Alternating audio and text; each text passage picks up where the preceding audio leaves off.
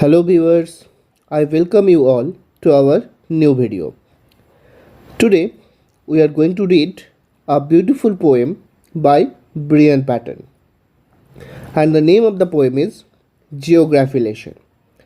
It's a beautiful poem by Brian Patten, and in this poem the poet has described about the longing of his geography teacher.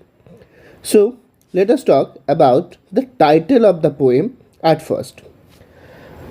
Geography lesson. Obviously, the poem is about the geography teacher of the poet.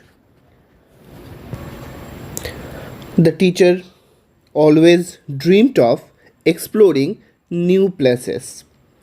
And being a geography teacher, he always used maps while teaching his students. And he wanted to visit all those places that he had seen in the maps. He only knew those things by the help of the map. He had never been there. He did not get any opportunity to go there. But the irony of this poem is the geography teacher in real could not fulfill his dream. He had to leave the world keeping his dreams unfulfilled. That is why we believe that the title of the poem, Geography Lesson, is an appropriate one. So now let's come in explanation. The first line of the poem says, our teacher told us one day he would leave and sail across a warm blue sea. The poet is saying that his geography teacher often used to tell them that one day he would leave. He would leave from the school and he would go to visit all those places what he dreamed of.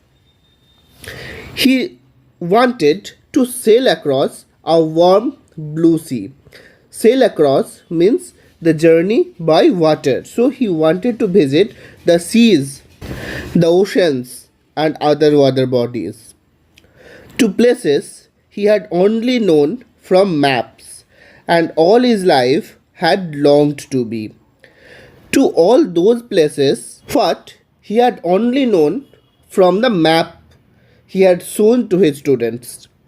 Being a geography teacher, he often used maps for teaching his pupils, and he knew different places, new places from the maps. He always longed to go those places, he always wished to go those places, wanted to explore those new places. The house he lived in was narrow and grey. So the teacher was a poor man. He lived in a house that was small and uncolorful, not an interesting one. But in his mind's eye, he could see sweet scented jasmine clinging to the walls. But he always imagined what he imagined? He always imagined that sweet scented jasmine are clinging to the walls of his houses. What is making his house a beautiful place to live in? But actually, there was nothing like that. And green leaves burning on an orange tree. He could also imagine that the green leaves are burning on an orange tree means the colorful places, the places where lots of trees, there are beautiful sunshine, and all of them are looking bright and yellow. The poet's wish was to visit all those places. He spoke of the lands he longed to visit, where it was never drab or cold. So he always talked to his students about visiting those places where there is bright sunshine, where there is no uh, where the things always interest the poet. His wish was to visit those places where there is no drabness, there is no cold, there is bright and sunny throughout the nature, etc. I could not understand why he never left and shook off the school stranglehold. The poet is saying, but I never understood, I always failed to understand that why the teacher did not leave to visit those places. He always used to tell us about his wish, but he never went off to fulfill his dream. He was not about to take leave from the school and sake of the school stranglehold to go and fulfill his dream.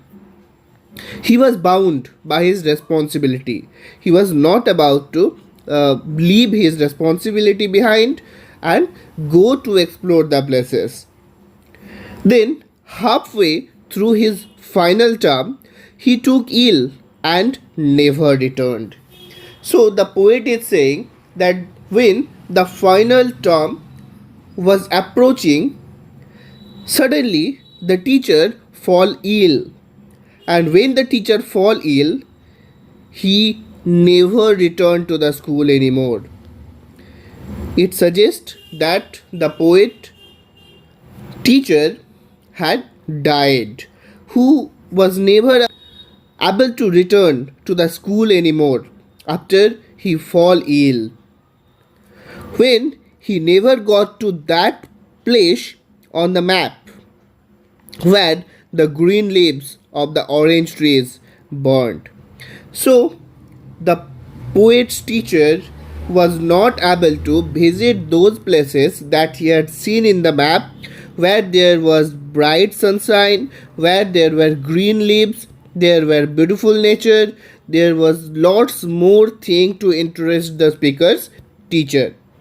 He always longed of visiting those places but unable to make this up. The maps were redrawn on the classroom wall. His name was forgotten. It faded away. So, as the teacher had died, the classroom walls had the pictures of maps. Those maps were wiped out and the new maps were drawn. His name was forgotten. It faded away. Gradually, as the time passed by, everyone present in the school started to forget the name of the teacher. His memory started to fade away from everyone who were present in the school, who knew him. Everyone started to forget him. But a lesson he never knew, he taught, is with me to this day.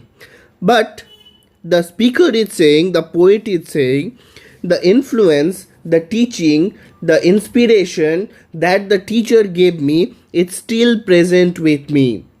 I was completely inspired by his teaching. I still remember the knowledge that he gave us. I travel to where the green leaves burn, to where the oceans glass clear and blue. The poet, after his teacher had died, visited all those places where the speaker's teacher wanted to go and see and explore the world. He wanted to visit the ocean's clear glass and blue.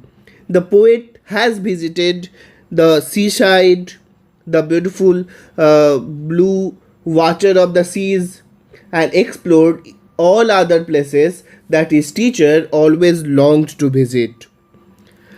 To all those places, my teacher taught me to love, but which he never knew.